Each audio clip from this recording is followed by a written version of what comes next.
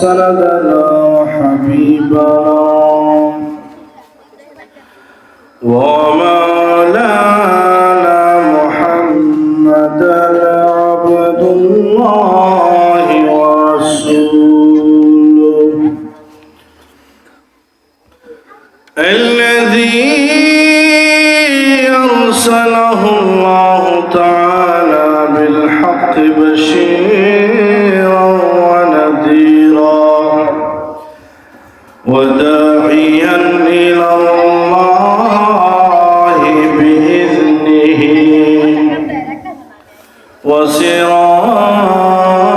وسراجا منيرا أما بعد فقد قال الله تعالى في كلامه المجيد وفي الفرقانه الحميد أعوذ بالله من الشيطان الرجيم بسم الله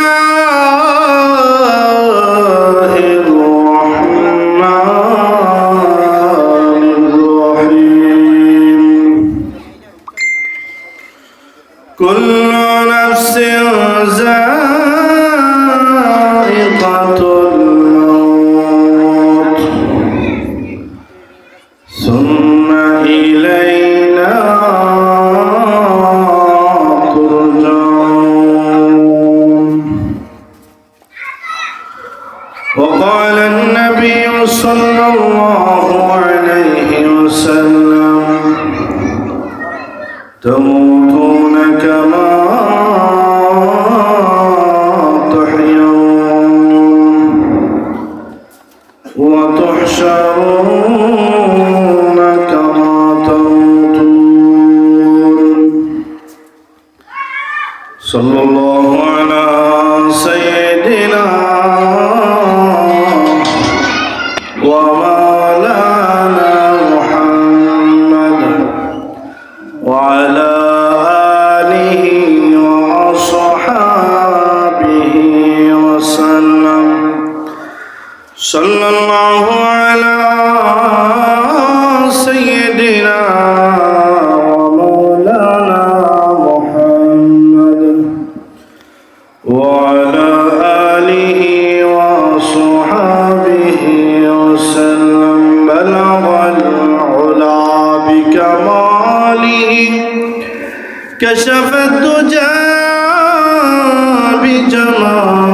بجماله حصلت جميع خصاله صلوا عليه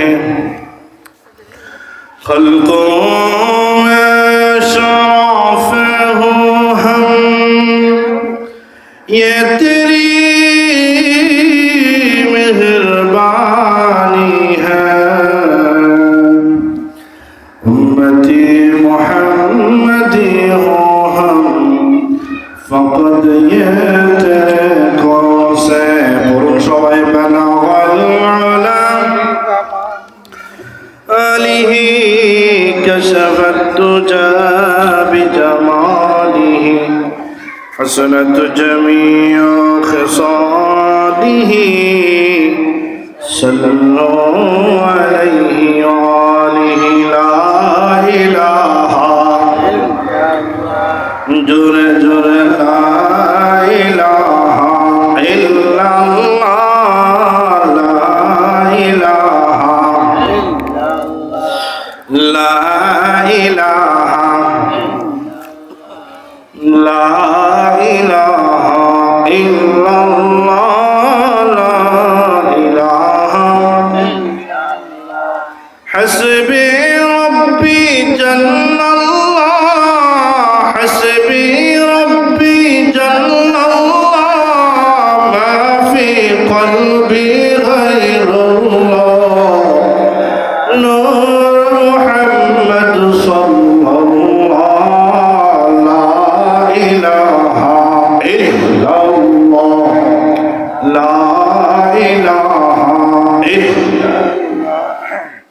লা ইলাহা লা ইলাহা আল্লাহ হি আল্লাহ কহো মুমিন আল্লাহ হি আল্লাহ কহো जिक्र अल्लाह करते हुए राह की जन्नत में चलो ला इलाहा ऐ बोल ला इलाहा ला इलाहा इल्लल्लाह मुहम्मदुर रसूलुल्लाह सल्लल्लाहु अलैहि वसल्लम।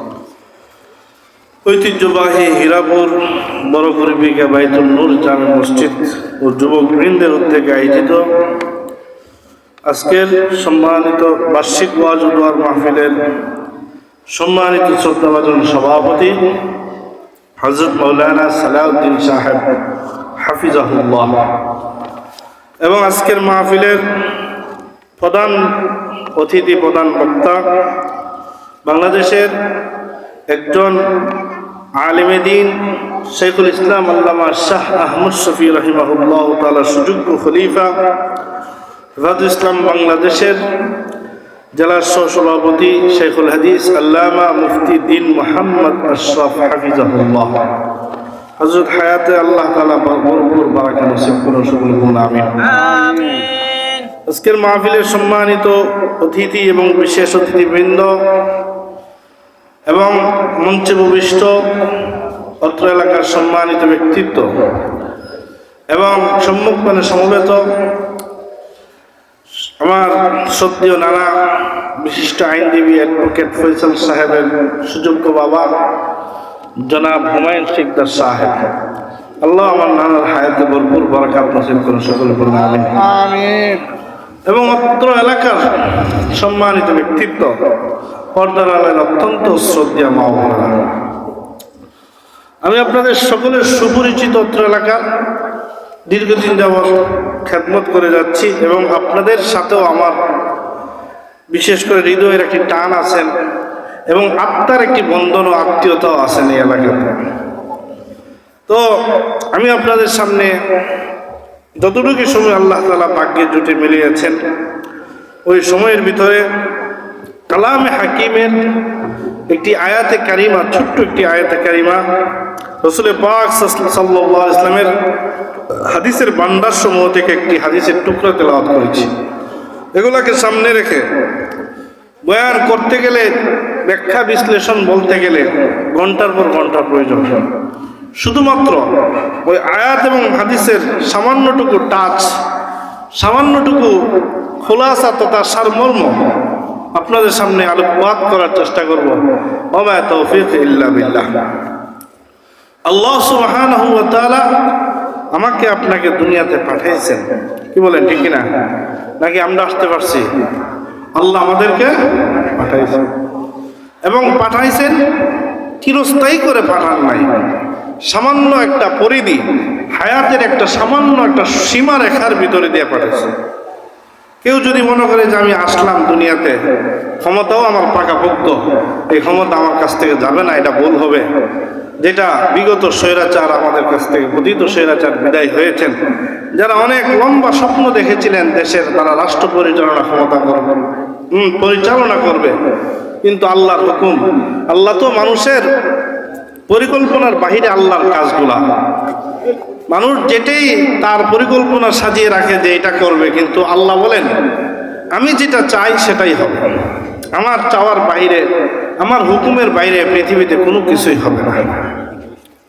তো এই জন্য আল্লাহ তাআলা কালামে পাকের সূরাতুল মুলক ওই আয়াতে আল্লাহ বলেন, الذي خلق الموت والحياة ليبلوكم أيكم أحسن عملا وهو العزيز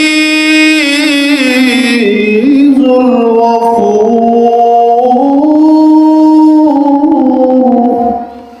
আল্লাহ বলেন যিনি ওই সত্য, যিনি মৌত, মৃত্যু আর জীবনকে সৃষ্টি করেছেন একমাত্র কেবলমাত্র এই দুনিয়ার জমিনে তোমাদের ভালো মন্দ আমলের যাচাই বাছাই পরীক্ষা নিরীক্ষা করার জন্য তোমাদেরকে দুনিয়াতে পাঠায়।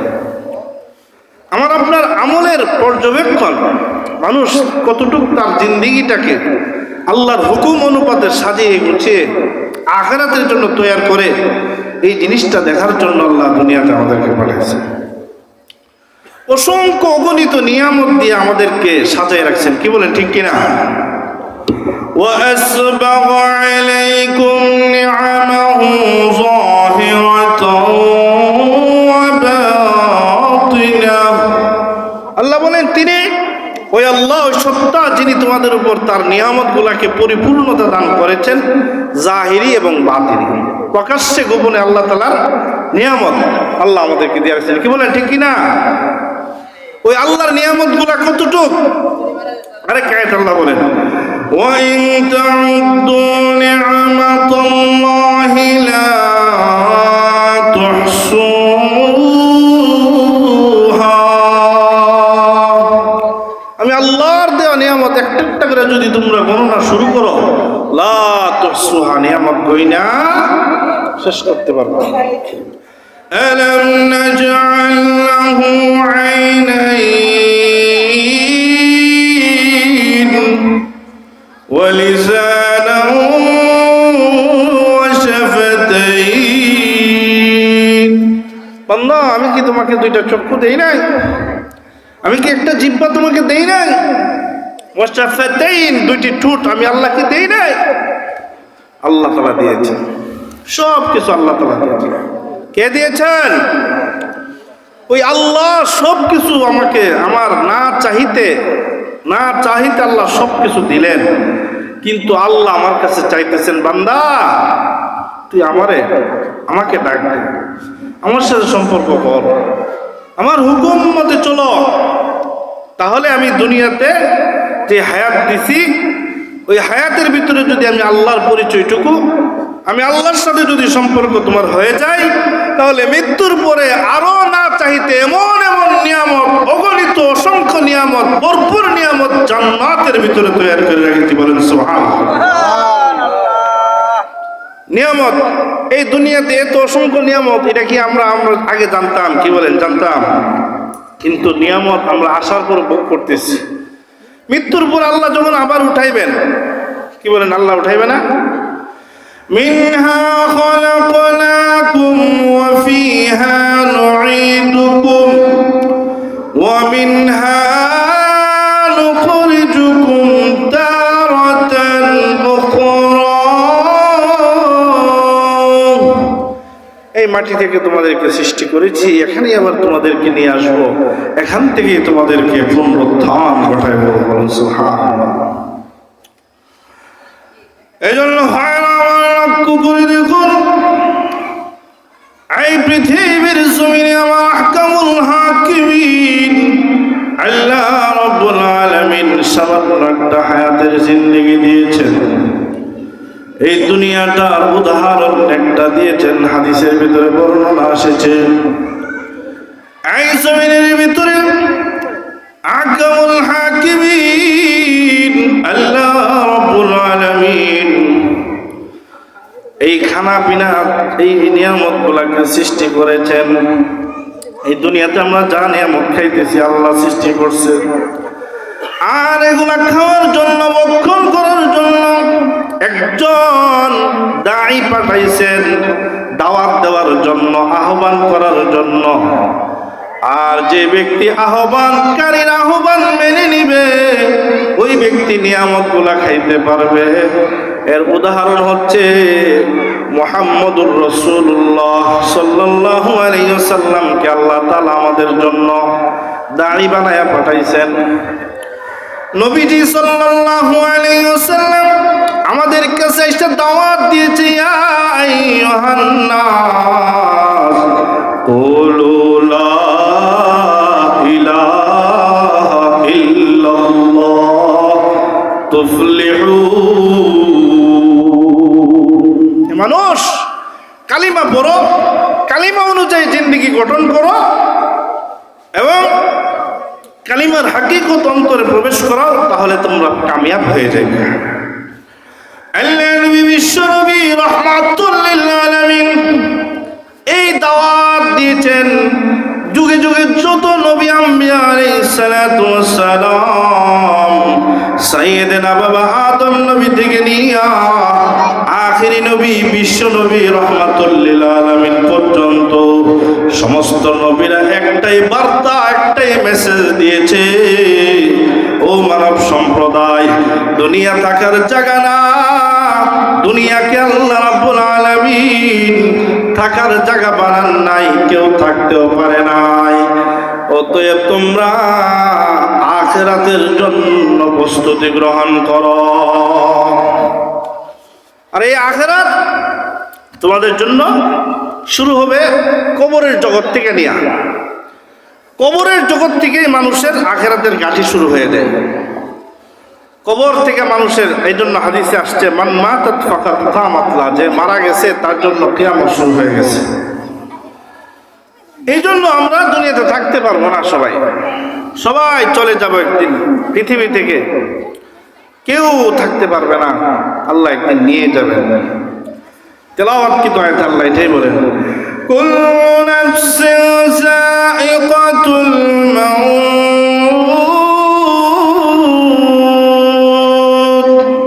প্রত্যেকটা মানুষ, প্রত্যেকটা কলিজাদার প্রাণী সেই মৃত্যুর স্বাদ গ্রহণ করবে। সুম্মা ইলাইনা তুরজাউন,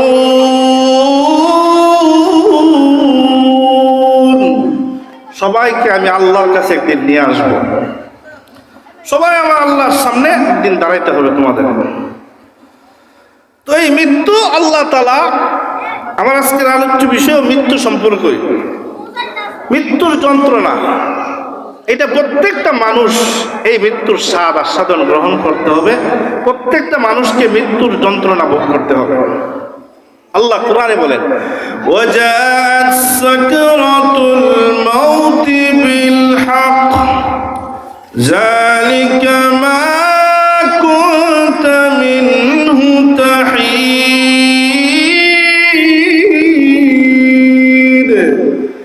সবার কাছে মৃত্যুর যন্ত্রণা ছটফট করতে হবে, সবার কাছে আসবে, আর এটা থেকে তোমরা গাফিল। লাউ কানাতিদ দুনিয়া মুখাল্লাদা মা মাতা মুহাম্মাদান আবাদা, এইজন্য বলেন দুনিয়া যদি কারো জন্য চিরতরে হইতো, মুহাম্মদুর রাসূলুল্লাহ সাল্লাল্লাহু আলাইহি ওয়াসাল্লাম দুনিয়া থেকে বিদায় হইতেন না। দুনিয়া চিরকাল না, দুনিয়া চিরকাল না, এই দুনিয়া হলো অস্থায়ী আর আখিরাত হলো চিরস্থায়ী। আল্লাহ নবী বিশ্ব নবী রাহমাতুল লিল আলামিন সরকার দু আলম সাইয়্যিদুল মুরসালিন ইমামুল মুরসালিন ফখরুল আলামিন বিশ্ব নবী রাহমাতুল লিল আলামিন, ওই নবী পর্যন্ত মৃত্যুর সম্মুখীন হয়েছে। নবীজি সাল্লাল্লাহু আলাইহি ওয়াসাল্লাম মৃত্যু যন্ত্রণা, অথচ তিনি ছিলেন মাসুম নবী, মাসুম নবী, কোনো গুনাহ নাই। তারপরে নবী বলেন, ও আজরাইল, তুমি যে আমার রূহটাকে কবজ করেছো, আমার কাছে মনে হয়েছে উহুদ পাহাড়টা আমার বুকের উপর রাখা হয়েছে। আল্লাহু আকবার বলেন। রাসূল সাল্লাল্লাহু আলাইহি ওয়াসাল্লাম বলতেছেন, দুনিয়ার থেকে আমার মৃত্যুর সময় আমার কাছে এতটুকু কষ্ট মনে হয়েছে, তাহলে উম্মত গুনাহগার উম্মতের কি অবস্থা হবে? যারা নামাজ পড়ে না, আল্লাহর হুকুম মানে না, সুদ খায়, ঘুষ খায়, নাফরমানি করে, ইয়াবা, ফেন্সিডিল নেশা করে, তাদের কি অবস্থা হবে? যে নবীকে সৃষ্টি না করলে আল্লাহ কায়নাতকে সৃষ্টি করতেন না, ওই নবীর মৃত্যুর পূর্ব মুহূর্তে কি অবস্থা হইতেছে? আম্মা জি আয়েশা সিদ্দিকা রাদিয়াল্লাহু তাআলা আনহা বলেন, ও দুনিয়ার মানুষ, রাআইতু রাসূলুল্লাহ সাল্লাল্লাহু আলাইহি ওয়াসাল্লাম ওয়া হুয়া ফিল মাউত, আল্লাহর নবী বিশ্ব নবী রাহমাতুল লিল আলামিন, আমি তাকায়া দেখি নবীজির চেহারার দিকে আমি তাকায় দেখি রসুল সাল্লাল্লাহু আলাইহি ওয়াসাল্লামকে একটা চাদর দ্বারা আবৃত্তি করে রেখেছেন। আল্লাহ নবী একবার হাত গুটান, আবার হাত লম্বা করেন। আম্মা জি আয়েশা সিদ্দিকা রাদিয়াল্লাহু আনহা বলেন, আমি তাকায় দেখি রসুল সাল্লাল্লাহু আলাইহি ওয়াসাল্লাম একবার হাত লম্বা করেন, আবার হাত গুটান। তিনি বলেন, আমার আর বুঝার বাকি রইল না, আল্লাহ যে কোরআনে বলছেন কুল্লু নাফসিন যায়কাতুল মাউত, মনে হয় নবীজি আমাদের কাছে আর বেশি দিন থাকবে না, মনে হয় নবীজি আমাদের কাছ থেকে বিদায় নিয়ে যাবে, মনে হয় রাসূল সাল্লাল্লাহু আলাইহি ওয়াসাল্লাম মৃত্যুর সম্মুখীন হয়ে যাবে। রাসূল সাল্লাল্লাহু আলাইহি ওয়াসাল্লামকে বিষ পান করাইছিলেন একটা ইহুদি। এক ইহুদি মহিলা রাসূলকে দাওয়াত দিয়া নিয়া গোশত দিয়া খানা খাওয়াইতেছিলেন, আর ওই গোশতের ভিতরে বিষ ঢুকাই দিয়েছে। রাসূল সাল্লাল্লাহু আলাইহি ওয়াসাল্লাম মৃত্যুর আগে ওই বিষের প্রতিক্রিয়াটা শুরু হয়ে গেছে। রসুল অসুস্থ, নবীজি অসুস্থ, ওই অবস্থায় রসুলকে চাদর দ্বারা আবৃত্তি করে রেখেছেন। আল্লাহ নবী বিশ্ব নবী রাহমাতুল লিল আলামিন পয়গম্বর একবার হাত গুটান, আবার লম্বা করে, একবার পাকে গুটান, আবার লম্বা করে। আম্মা জি আয়েশা সিদ্দিকা বলেন, মনে হয় নবীজি আমাদের কাছে আর বেশি দিন থাকবে না, মনে হয় রসুলের সময় চলে আসছে। আর রসুল যদি আমাদের কাছ থেকে চলে যান, হযরত ফাতেমা রাদিয়াল্লাহু আনহা রসুলের কন্যা, ওই অবস্থায় কাছে বসা ছিলেন। ফাতেমা কান্দে, ওই অবস্থায় তাকায় দেখে রসুলের হুজরার ভিতরে এরকম ভাবে দরজার ভিতরে কে জানে সালাম দেয়, আসসালাতু ওয়াসসালামু আলাইকা ইয়া রাসূলুল্লাহ, পারমিশন চাইতেছে, অনুমতি চাইতেছে দরজা খোলার জন্য। আল্লাহ নবী বিশ্ব নবী ডাক দিয়ে বলেন, ফাতেমা যাও দরজা খুলো। কে জানে দরজার কাছে এসে অনুমতি প্রার্থনা করতেছে। হযরত ফাতেমা বলেন, বাবা কে আবার এই মুহূর্তে আসবে? ফাতেমা রাদিয়াল্লাহু আনহা বলেন, আমি দরজার কাছে গিয়ে দেখি কেউ দরজার কাছে কাউকে দেখা যাচ্ছে না। কি কোন আজরাইলে কি দেখা যাব? আমাদের বাড়িতে যে আসে আজরাইল রূহ কবজ করে, আমরা কি দেখি? কি বলেন, দেখা যায়? দেখা যায় না। হযরত ফাতেমা রাদিয়াল্লাহু আনহা বলেন, বাবা কাউকে তো দেখা যাচ্ছে না। ওই অবস্থায় আল্লাহর নবী বিশ্ব নবী রাহমাতুল লিল আলামিন ডাক দিয়া বলে, আজরাইল রে, এই মুহূর্তে তুমি জাহের হয়ে যাও, না হয় আমার ফাতেমা মৃত্যু হয়ে যাবে। আজরাইল তার সূরত প্রকাশ করলেন। এবার তাকে দেখে আজরাইল আলাইহিস সালাতু ওয়াস সালাম রাসূলের হুজরার সামনে এসে দাঁড়িয়ে গেছে। হযরত ফাতেমা বলেন, বাবা এমন ব্যক্তি মক্কা মদিনাতে, এমন ব্যক্তির আমি কি লম্বা একটা লোক দেখেছি যার পা গুলা জমিনে, মাথা হলো আসমান পর্যন্ত। বলেন সুবহানাল্লাহ। আজরাইল এত বড় সূরত। আল্লাহ তাআলা আজরাইল, জিবরাইল, মিকাইল, ইসরাফিল এক এক ফেরেশতাকে বড় বড় আকৃতি দিয়ে বানাইছে। ফাতেমা রাদিয়াল্লাহু তাআলা আনহা তাকায়া ভয় পেয়ে গেছে, ডাক দিয়া বলে, বাবা যেই লোকটা দরজার সামনে এসেছে, দুনিয়ার কোন মানুষের সাথে এই লোকটার মিল নাই, এত লম্বা জীবন আমি কোনোদিন দেখি নাই। আল্লাহ রাসূল বলেন, ফাতেমা অনুমতি দিয়া দাও। বলে, এটা কে? আল্লাহ রাসূল বলেন, হাযা হাজিমিল লাজ্জাতিল মাউত, ইয়ানি আল মাউত। এটা হলো স্বাদ বিনষ্টকারী মৃত্যু, মালাকুল মউত। হাযা মালাকুল মউত, হাযা লাজিমিল লাজ্জাতিল মউত, যে সমস্ত স্বাদকে কর্তন করে দেয়। আল্লাহ নবী বিশ্বনবী রাহমাতুল লিল আলামিন অনুমতি দিলেন আজরাইল আলাইহিস সালাতু ওয়াস সালাম যখন হুজরার ভিতরে প্রবেশ করলেন আর ডাক দিয়ে বলে, ইয়া রাসূলুল্লাহ, ইয়া হাবিবাল্লাহ, ওগো নবীজি, মহান আল্লাহ রাব্বুল আলামিন আমাকে পাঠিয়েছেন আপনার কাছে, অনুমতি প্রার্থনা করার জন্য পাঠাইলেন। আর আল্লাহ বলে দিয়েছেন, ইয়া রাসূলুল্লাহ, যদি আপনি চাইতে চান গো, আপনাকে আমি আল্লাহর দরবারে নিয়ে যাব, আর না হয় আপনাকে আমার আল্লাহ হায়াত বাড়ায়া দিবে। আল্লাহ নবী বিশ্বনবী রাহমাতুল লিল আলামিন বলেন, ও ফাতেমা, ও জিবরাইল, আমি যাব কি যাব না, থাকবো কি থাকবো না, তুমি একটু ইন্তজার করো, অপেক্ষা করো, হাত্তা ইয়াতিয়ানি জিবরাইল, জিবরাইল আসার আগ পর্যন্ত। আমি তো আমার নিজ থেকে বলতে পারবো না, জিবরাইল আসা পর্যন্ত অপেক্ষা করো।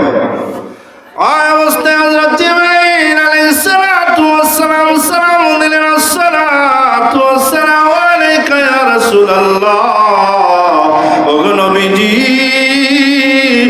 আপনি বলেন আপনার সিদ্ধান্ত। জিবরাইল আইসা কিন্তু ডাইরেক্ট কোরআনের আয়াত নিয়ে আসছেন, ইন্নাকা মাইতু ওয়া ইন্নাহুম মাইতু। নবী গো, নিশ্চয় আপনি মৃতদের অন্তর্ভুক্ত, আপনি মারা যাবেন, আপনি মরণশীল। ওয়া ইন্নাহুম মাইতুন, আপনার দুশমনেরাও উম্মতেরাও সবাই মরণশীল। ওগো নবীজি, আপনিও এই দুনিয়ার থেকে চলে যাইতে হবে। এই কথা বলার সাথে আল্লাহ নবী বিশ্বনবী রাহমাতুল লিল আলামিন নবীজি সাল্লাল্লাহু আলাইহি ওয়াসাল্লাম কান্না শুরু করে দিয়েছে। আজরাইল আলাইহিস সালাতু ওয়াস সালাম জিবরাইল জিজ্ঞাসা করে, ইয়া রাসূলুল্লাহ, ইয়া হাবিবাল্লাহ, ওগো নবীজি, কেন গো আপনি কাঁদলেন? আপনি তো রফিকে আলার দরবারে যাবেন, রফিকে আলা আপনার জন্য অপেক্ষা করতেছি। আপনি তো আল্লাহর সান্নিধ্যে যাবেন, আর নেককার ব্যক্তিদের জন্য মউত হলো একটা জিসির, মউতু জিসরুর, আল মাউতু জিসরুন ইউসিলু হাবিবুন ইলা হাবিব, ইউসিলু হাবিবুন ইলা হাবিবির রহমান। ওগো নবীজি, আপনি আপনার বন্ধুর সান্নিধ্য যাবেন, আপনি কেন কাঁদেন? আপনি কি ফাতেমার জন্য কাঁদেন নাকি? ফাতেমার কোনো চিন্তা নাই, ফাতেমাকে আল্লাহ রাব্বুল আলামিন জান্নাতের মহিলাদের সর্দারনি বানিয়ে দিয়েছে। ইয়া রাসূলুল্লাহ, ইয়া হাবিবাল্লাহ, ওগো নবীজি, আপনি দিকে হাসান আর হুসাইনের জন্য কাঁদেন, হাসান হুসাইনের জন্য কি কাঁদেন? হাসান হুসাইনের জন্য কোনো চিন্তা নাই, হাসান হুসাইনকে আল্লাহ রাব্বুল আলামিন জান্নাতের যুবকদের সর্দার বানিয়ে দিয়েছে। ভাইরা আমার, এই জন্য মৃত্যু যন্ত্রণা, মৃত্যুর সাকরাত, আজান দিতে তো শেষ করে তাছি তো, আরে কি লিগে ওয়াজ পাইলেন আমারে? এই জন্য আসুন, চলুন আমরা আল্লাহর কাছে তওবা করি, পরিশুদ্ধ হই। মহান আল্লাহ সুবহানাহু ওয়া তাআলা আমাদেরকে মানার বুঝার তৌফিক দান করুন। আখির দাওয়ানা আলহামদুলিল্লাহ।